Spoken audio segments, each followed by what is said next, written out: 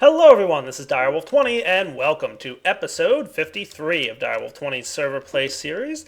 I definitely hope you guys enjoyed that little bit of a server tour and shenanigans episode we had yesterday. I sat down to record and check out some of those new Tinker tools, and then all of a sudden, so many people on the server, so we just decided to have a little bit of a fun day.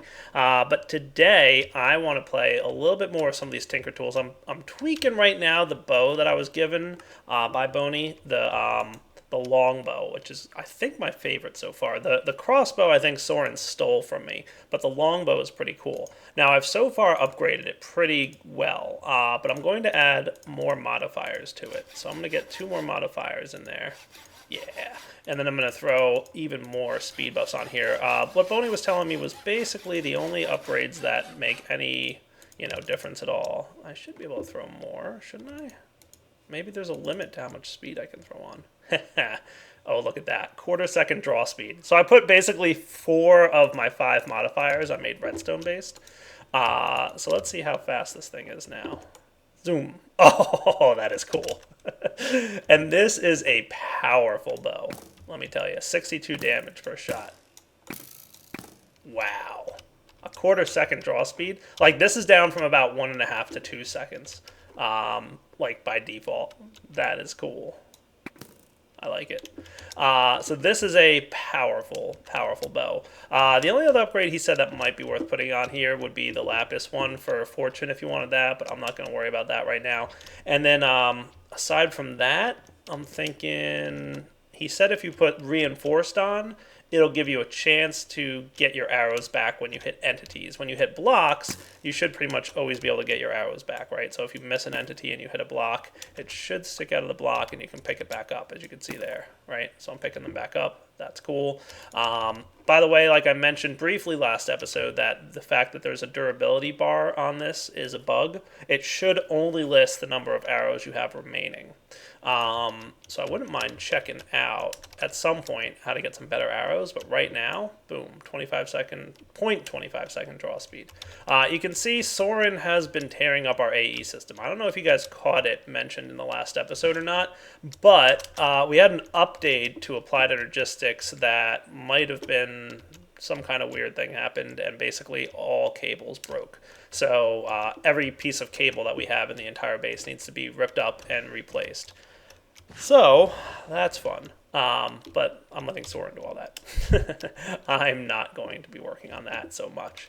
I've otherwise wanted to mention that we've got EnderIO on the server right now, and there's a few gadgets from EnderIO I want to play with and check out. Oh yeah, EnderRail, check that out. Oh, it's a soulbinder recipe? Neat. That is cool. Alright, so we might want to play with this just a little bit, because this is a mod item that I requested specifically. Like, I said to Crazy Pants, the author of EnderIO, I'm like, hey, I have an idea for an item. What do you think? And he did it in like a day. He's like, yeah, it shouldn't be too hard. And then boom, EnderRail was born. So we're going to definitely check that out at some point. But what I want to do first is get some basic infrastructure up and running for this whole environment. Now, from what I can tell, and I'm not, like I said, Soren yells at anybody who touches his AE system. But I'm pretty sure most of these crafting guys haven't been picked up and replaced. So if I come in here and I say, show me craftable items, you can see there's very few things that can actually be crafted here that are, plugged in correctly.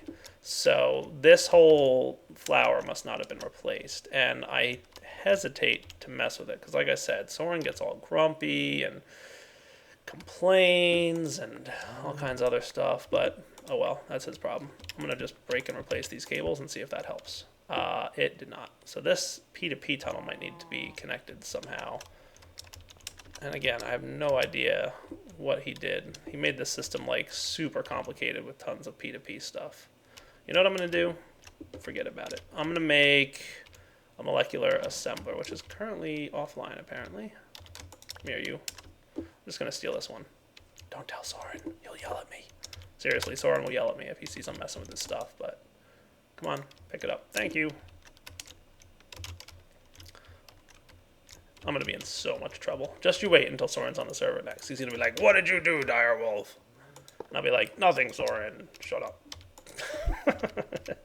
But what I want to do is make a couple of the basic recipes. So I'm actually going to need some more blank patterns. Oh, good, I can make some more of these. Oh, right, I don't want to do that. I want to do it here. Blank patterns. Oh, wow, we really don't have that much. All right. See, our whole system's broken, and this might not be the best of times to start working on this, but oh well. So let's do EnderIO, just some of the basic things. Like, for example, most machines require a machine chassis. So let's encode that, and then a lot of them also require a basic capacitor, so we'll encode that. What else might I want for basic machining? Well, I definitely want the alloy smeltery so that I can get things like the electrical steel and a few other things. And I'll probably want like the slice and splice and some of the other, basic machines that are required. I definitely want a wireless charger. That's going to require an Enderman head. Okay, I can probably manage to make one of those. And I might want to try out some of the weapons that are available too. So let's see. Travel anchors are fun. I love those. Alloy smeltery. That's nothing too fancy. Cool. I'm just kind of poking around at different things that I might want to mess with. Fluid tank, pressurized fluid tank. Soul binder, I'll probably want one of them. That's going to require some heads. I haven't decided exactly how I want to work on getting heads. I might want to test, coming up with different... Whoops, not that. Come out of here, you. This is where these go. Cool. I might want to test between the Tinker's tools with the beheading and the whatchamacallit thing from EnderIO that gives you the opportunity to behead more. So let's make 10 of these. Can I do that? Yes, but it's looking for a crafting CPU. Those might have been lost. Yeah, see, look. Well, there's only one. Interesting. One conduit thing coming out of here. So maybe if I break and replace all this. Let's put on my magnet so I don't actually lose anything here. Now I'm really being risky. Just so you guys know. If I just break and replace these cables, we'll just fix it up.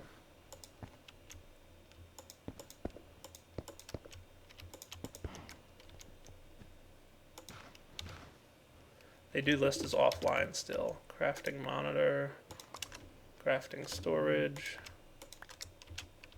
Might have to break and replace all the components. And if that's the case, ugh, that would stink. Crafting monitor. It probably doesn't matter how these are laid out, but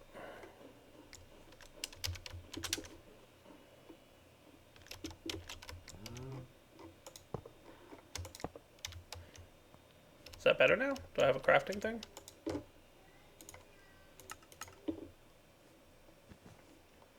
Iron bars. Oh, I have to craft iron bars. Okay, let's do that. Let's do... I'm just going to craft them manually for now. Because I have enough iron to have a lot of that. Alright, so now, the basic machine chassis thing, can I make some of those? Nice! I must have fixed it. I'll pretend like I fixed it. Everybody say I fixed it. Yeah, look at that. Now we're talking. Alright, and then I should also be able to get some capacitors too. Alright, I'm going to do a little bit of crafting, and then I'll be back to start laying out the foundation for the EnderIO stuff. Alright guys, step one is I'm going to sit down my alloy smeltery right next to a good old resonant energy cell. That looks like a pretty good thing, right? This thing's filling up its RF. I might switch it up so that, well, you know what I'll probably do is I should teach the AE system how to make some more capacitors. That sounds like a good plan, right? So if we, well, I won't really know how to do this because I don't have the the energetic alloy yet. Speaking of, how do I get those? That's gold, redstone, and glowstone in there. So let's get some gold. I'm going to go with like, I don't know, just a handful just to get started. How's 20 sound? Sure. Redstone and glowstone.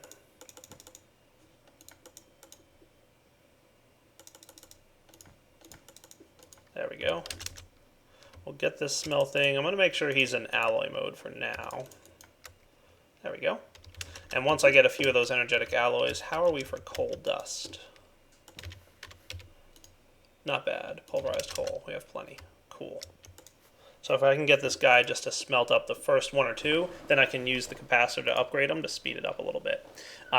Meanwhile, I want to get a few other things that are going to go along. I've got an idea for kind of a little mini EnderIO system I want to build over here with its own dedicated power source and its own little system of operating, just to kind of play with some of the EnderIO features.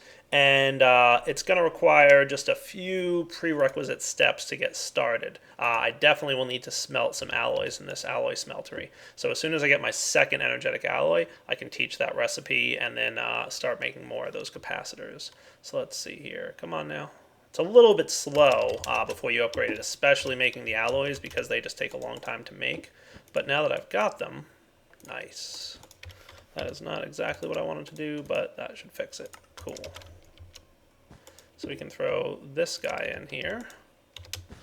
And then I should be able to request capacitors. Capacitors. See, the whole AE system's a little buggy right now. I'm wondering if that's a problem for us. I don't know why it's not working all of a sudden, but alright. Let's see if I can do this by hand.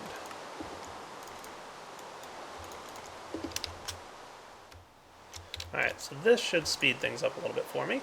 Now we're talking. Look at that. Cool. Alright, while that's cooking, I'm going to try and get rid of this rain. Can I sleep? No. Alright. I'm going to next make... Let's check out some conduit binding. Oh good, we already have some. I have no idea who made this because... Yeah, we shouldn't have that yet, but somebody made it, so okay, cool. I'm going to get a little bit more, because we definitely need a lot of this stuff. And it looks like Soren kind of hooked up an electric furnace here. That, wow, smelts really fast. Sweet. 16 overclocker upgrades. I guess when you have this many high voltage solars, you can have as many upgrades as you want. Crazy old Soren. Alright, so that's conduit binding is ready. What I want is some EnderIO conduits. I'm going to go with the lower tier of energy conduit right now. It's 640 RF per tick that it's capable of, but we really don't need any more. All we really need to go with this is conductive iron, which is iron and redstone. So let's get like half a stack of that. Should be plenty to get us started. So you're still cooking up your energetic alloys. We're going to take a break from that for a minute and throw these guys in there. Cool. By the way, remember it does grab the recipe while it's cooking it, unlike some other machines that don't. So it'll take the items before it makes them while it's cooking. So when you replace the recipe in there, get that last energetic alloy. Nice. Alright, we're going to let this cook up, get rid of the rain, and back in a minute. Alright, so these are basically your power conduits from EnderIO, and I'm going to run these, let's see, probably, I'm going to move this over just, well, I mean it can stay there, but I'm just going to switch it off from here and then make sure that down is active. There we go.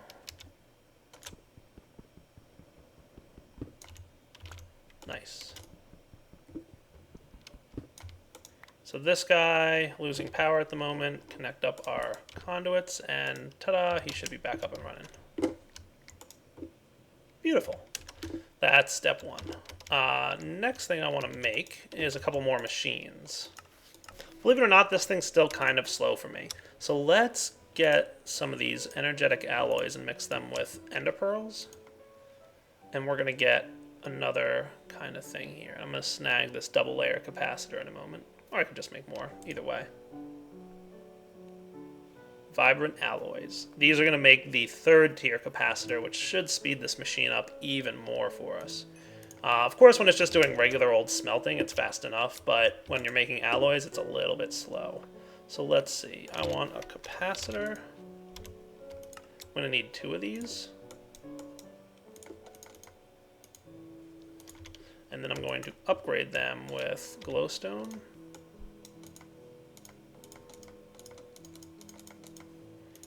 Vibrant alloys and double layer capacitors. Now we're talking. Let's see how this does. One of the other things I want to start cooking up is another alloy. Oh yeah, that's definitely faster. Nice. Requires more RF per tick to run that fast, but hey, that's alright. I don't mind. Alright, making more alloys for more machines. I want to make a slice and splice. So this is going to require an iron axe, some shears, some kind of skull, any kind of skull, and the blocks that I have here, solarium. 5 of them will do.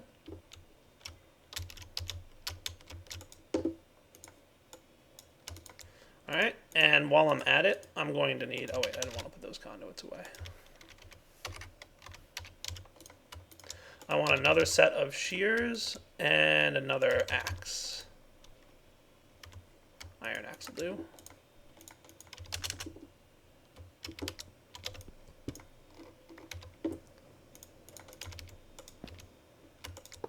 Cool. These go in here, and nice. We've got the slice and splice. This is going to be used for a couple of the machines we're going to need going forward as well. Alright guys, I just made a sag mill here because I need some more silicon, and into the sag mill I'm going to toss some flint. This is going to help to increase the yield of our output. So you can see with flint in there, you get a little bit of a bonus to the output, 120%. You know, so it's not 100% more, it's that you get 120% of your output, so 20% more. Now, silicon from sand, you only have about a 50% chance of getting it. So figure on maybe for each stack of sand you put in there, I already put a stack in, I got 29, so I was a little bit unlucky, right? That's, you know, statistics. But what we're going to have here, hopefully, is a decent amount of silicon coming out of this. Let's see what we get from this stack. It's only a 50-50 chance of getting it. And I also threw a capacitor in there. All right, 29 more. Neat. So I'm going to use these guys together to get some electrical steel. So silicon plus iron plus coal dust. I want a good amount of this stuff because it's used in a lot of recipes in EnderIO. So we've got the high-speed processor right here. We've got like a medium speed right here, the double-layer capacitor. We're going to let this thing cook up and then move on to making some cool stuff, I hope. Alright, so what I'd like to do is get myself a capacitor bank. Now this is going to require some of those double layer capacitors and some of the electrical steel I just started crafting and a block of redstone. So I've got the electrical steel right here. That should be good at least to get us started. I'm going to go with just one of these guys.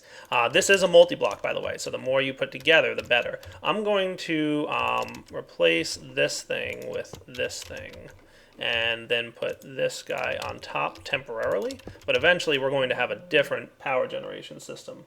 That's going there. This should be charging up. So you can see max input, 5,000 RF per tick. Max output is 5,000 RF per tick. Not too shabby. We could, of course, put some upgrades or something in there, but we're not going to worry about that just yet. Always active on these guys, and we can configure this to specify which sides can input and output, but I'm not even going to worry about that. So for now, we've got pretty good amount of RF going in. Cool. So this thing's still running with some more electrical steel. Next up, I want to create a bit of an automated power system for this thing. So I've already made ahead of time some Magmatic Dynamos. Sweet. And I want to make some conduits here because I want it to be fully automated, and I think I have a good way to do it.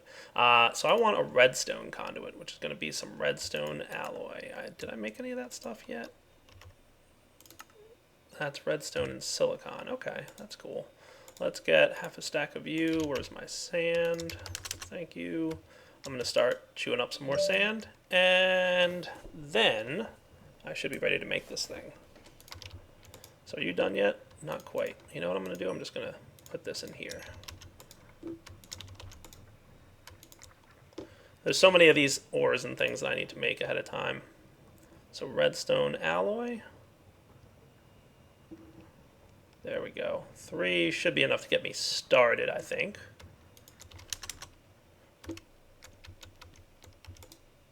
So let's do that.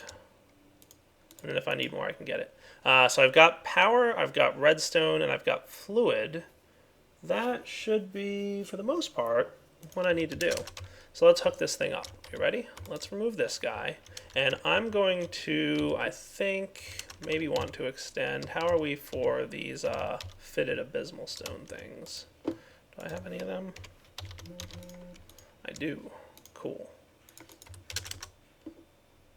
I'm just going to extend out this platform a little bit, and I'll probably just place this here for now, and then as needed I'll clean it up and make it look a little bit nicer in a bit. But for now, this should do.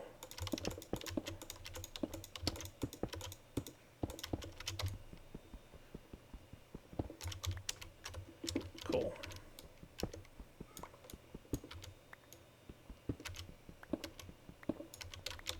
All right, so step one is I'm going to want Magmatic Dynamos hooked into some energy conduits here. So we'll put those 4 down. We'll put these 4 down here. That should be sufficient. And then we want them to run here. Now what I'm going to do is set up an ender tank. I'm not sure if I can pump out the side of an ender tank, but we're going to find out in a minute. But I'm going to put this guy down here. And underneath, I'm going to put a fluid conduit, just like so. And then, you know what I probably want is a Yeta wrench. So let's get one of those. Yeta wrench is a basic gear. And 3 of those electrical steel. So I'm going to need 1, 2, 3 for my Yeta wrench. And shift left click to configure. We're going to adjust the north facing one. I'm going to disable this for now. There we go, that prevents it from connecting. And then I'm going to adjust the upwards condition. We're going to set this to extract always, regardless of redstone signal. So, you know, always active mode, right? What that's going to do when we run this here, the nice thing about these is we should be able to, you know what, probably because it's already pumping liquids out. All right, I don't want to shift click that. Come here, you. I just want to right click that. There we go. Now we're talking. So we can get the liquid in there. Do I have to click this or something to get it? There we go. Nice. Look at that. The lava's flowing in, and the magmatic dynamos should be getting filled. Maybe they don't get filled from the front. Oh, that stinks. I guess I can't fill them from the front like that. Okay, let's switch this guy to be fluid only mode, and then I can remove these fluids container things. And switch this guy back to show me everything mode. And the power conduits are still there. Nice. All right, I'm going to run this along back then.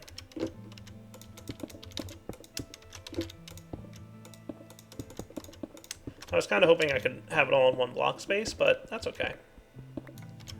No lava going in there like that. So we'll do this connection up, and then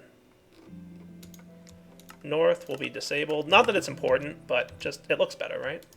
And then up will be extract always. Right? Auto extract always active. There we go.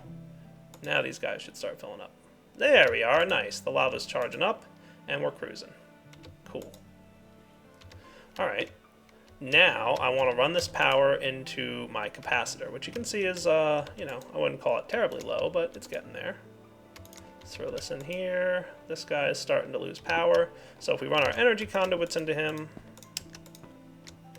there we go. That's going to start filling up again. Cool. Now what I want to configure next is going to require a little bit more of this Redstone Alloy stuff.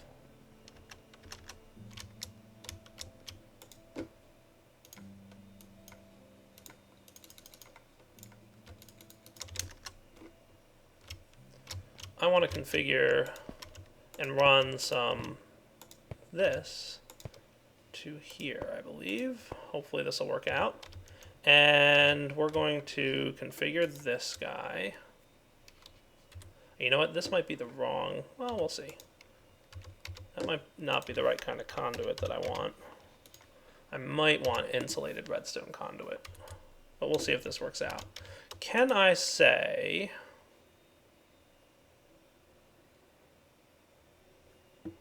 There should be a way to configure this to output power RF. You know what I might need to do? Alright, give me a minute here, guys. I'm going to change this up. Let me remove these conduits for a minute. And I'll be right back once I'm ready for this part. Alright guys, what I want to make next is a power monitor. For this I'm going to need a conduit probe, and then I'm going to need a little bit of an energy conduit here, and this will get me the power monitor block. This thing is cool. What it'll allow me to do is place this guy here. Actually, I think I can place it anywhere on the network. So I could put it like right here, for example, and it should be able to tell me overall how much energy is in my conduits, how much energy is in my capacitor banks, its machine buffer. It'll have its own little buffer of about 100,000 RF, which we'll start getting mostly directly from the Magmatic Dynamos. So as a result of that, I should probably, instead of that, have it, I'm thinking right here is probably the better place for this to go, so that it's not being powered by my dynamos, but in fact being powered by my capacitor bank. The reason I want this is because I'm going to want, where'd my insulated conduits go? I might have put them in here by mistake. Am I just, oh, there they are. Yeah. What I want to do with this is this awesome tab right here, which is Redstone Engine Control. We're going to enable it. We're going to emit a signal when storage is less than 75% full, and stop when storage is greater than or equal to 99% full. Okay, so let's make it actually 80% full. Cool. So what this will do is, if we hook our insulated cabling here, we're going to allow this redstone signal. It's going to be the red channel. The insulated redstone conduits have their own channel segment. We're going to go with red for power. And we're just going to hook these guys all into here. Ta-da! And we're going to control these to require a high signal, which means that when you are receiving a high signal, you should start generating power. Cool. So you can see everything's going to shut off now because it's not receiving a high signal, in theory. There they go. Takes a second for them to shut down because, you know, they're doing all kinds of crazy stuff. What this will allow then is this capacitor, once it, because of the redstone signal control here, hits 75%, it's going to emit a redstone signal on this probe connection down here, right? So the insulated redstone conduits, boom. It'll connect into all my magmatic dynamos, turn them on, and then once the capacitor gets to 80%, it should shut them off. So pretty cool, but I think what we'll wind up with is an automated way to turn off our dynamos and therefore not waste lava. Because dynamos are pretty efficient, so you don't have to worry too much about them just running all the time, but they still waste lava, so we're going to go ahead and just be extra efficient with this. So if we wanted to, what we could do is snag this resonant energy cell and tell him to start filling up from the bottom. Cool. Will that allow him to? No, I guess not. So let's configure this guy to, that's why he's set to input on the top. We're going to make him output on the top. Now he should start getting energy, which means this thing's going to drop. And then once we get to about the 75% mark here, I might not work that this thing is sitting right next to it. Maybe I have to have the conduit here. I might need this energy conduit. Now we're talking. See? So because we are at a mark that's below what we were looking for, we just turned on our magmatic dynamos. Nice. This will start filling up. And then if we remove this guy for now, so these 4 magmatic dynamos should relatively quickly speed up this process right here. I could even make some upgrades for the dynamos if I wanted to make them run even faster. But right now we're getting 320 RF per tick, which isn't bad at all. And we can see here our capacitor bank. So if we wanted to, we could configure this to be like, lower. But I'll leave it at 75 and 80. And if I come back, what I should see is right around the 80% mark and no higher. All right, guys, so we hit right about, like I said, the 80% mark here. And it's going to stop until it gets down below 75%. And then it'll kick those engines back on until it hits 80% again. Not bad, huh? So you can see the power cutoff occurred, and it's working exactly how I'd hoped. Nice. So that's a little bit of automated power generation, on-off switchery going for EnderIO. And then what I'm going to work on next is probably a couple more toys and such. But yeah, those conduits all being in the same block space are definitely cool. Alright guys, so I think that's a pretty good foundation for EnderIO. We've got a power system. Could I have tapped into the existing one Soren has? I'd probably, maybe, I don't know. He's got such a complicated build here. But I wanted to kind of show off some of the power features that you can get. And I could have used some of the generators from EnderIO, and I'll probably start looking at those. EnderIO does have some of its own generators like combustion, Stirling, and even a zombie generator. Consumes nutrient distillation. We'll take a look at some of that stuff at some point, I'm sure, either in this series or in the single-player one. But overall, we're doing pretty good. Generating power with thermal expansion, pumping it into a capacitor bank, which we could easily expand if we needed to, and then using the power monitor here to keep things up and running the way we want. So, you know, turning off the generators as needed. Hope you guys enjoyed checking it out. We will be back next time. I want to create some more EnderIO stuff, and of course, there's plenty more mods to start playing around with and checking out. All right, everybody, Direwolf20 signing off. Hope you enjoyed the episode. Take it easy.